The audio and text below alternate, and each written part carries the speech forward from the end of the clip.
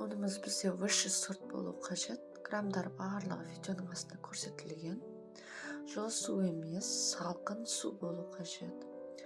Салқын суымызға тұзымызды, 2 жұмыртқамыз міндетті түрде С0 категориясы, немесе одан сәл кішірек болса, онда 3 жұмыртқа қосуға болады. Сосын ешіне белок немесе альбумин және 2 үлкен ас қасық сұйық қосып, барлығын жақсылап араластырамыз.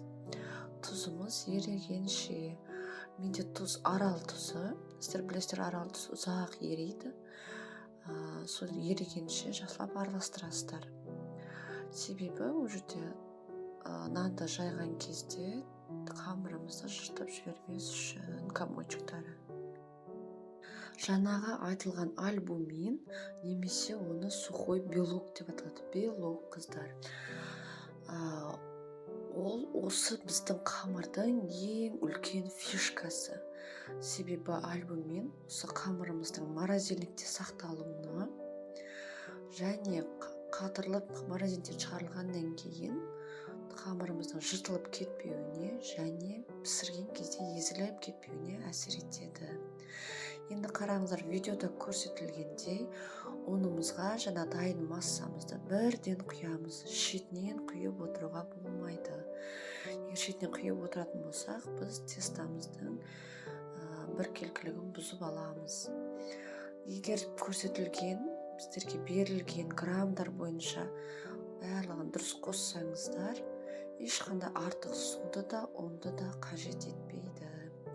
Қамырымызды осылай қатты етіп илейміз.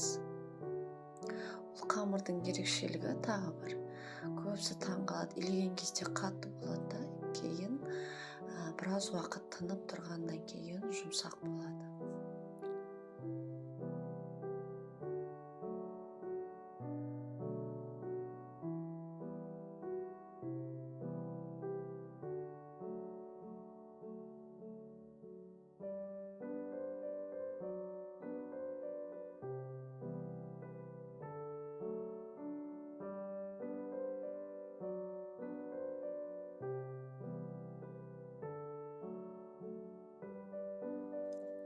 Қамырымызды илеп болғаннан кейін салафанға салып, жарты сағатқа тындыруға қойып қоямыз. Жарты сағаттан кейін бұл қамырымызды өзімізге ыңғайлы болу үшін жаюға 2-ге тағы да бөліп 5-10 минутқа қоямыз. Қараңыздар, қамырымыз қандай эластичный болды.